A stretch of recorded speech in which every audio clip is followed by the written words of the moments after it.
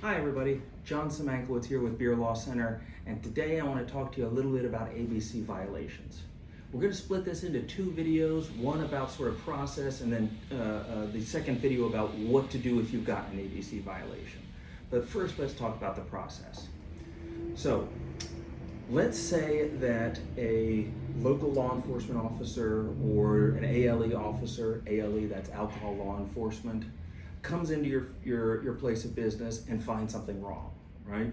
And what could be wrong? Well, the most common ABC violations are sales to underage, sales to visibly intoxicated, or not having tax stamps or some other record-keeping issue associated with your alcohol. But let's say they come in and tell you, hey, we're going to write you a violation because we saw you sell, or we saw your bartender sell a glass of wine to this underage kid. All right, so what happens is the ALE agent or a law enforcement agent writes a violation report, and that goes to the ABC. They also write a criminal citation, because whether they're ALE officers or just any other general law enforcement officer, they have full law enforcement authority. So a little bit of a side, but let's say an ALE officer sees one guy beating up another guy in an alley. That ALE officer, they're just like any other police officer. They can stop that. They can write a criminal summons. They can arrest somebody. They have all those full police powers. All right, aside away. So they're going to write a criminal citation or criminal summons citation as well as an ABC violation. At that point, the process splits. So the criminal summons or citation goes to the local district attorney's office, and it starts a whole process, just like a traffic ticket or something like that. The ABC violation report goes to the legal team at ABC. Let's start down that process first.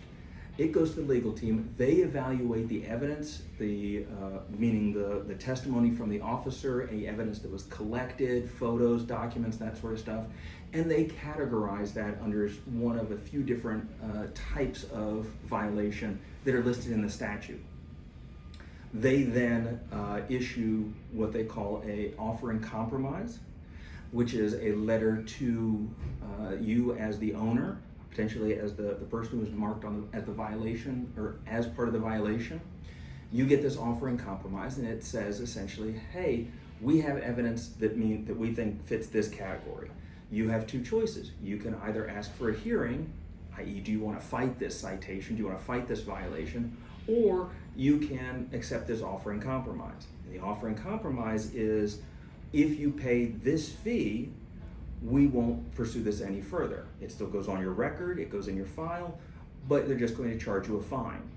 If you don't accept that offer in compromise and you make them have a hearing, then they're going to ask for the maximum penalty under the law, which is typically a fine plus a suspension, or in some cases even a revocation of your permit. So the consequences are much more serious there. So this is the way, ABC's way of saying, hey, if we don't have to fight about it, just give us the fine and we'll keep moving on. We'll let you keep your permit, this goes in your file, and things may escalate if we find you repeat offending over years, but we can deal with that later. As opposed to, again, if we have to have basically a trial, a little hearing about this, we're gonna ask for the maximum penalty. All right, so that's what happens with an ABC violation. And of course, if you accept the offer in compromise, then that has to be ratified or approved by the ABC Commission.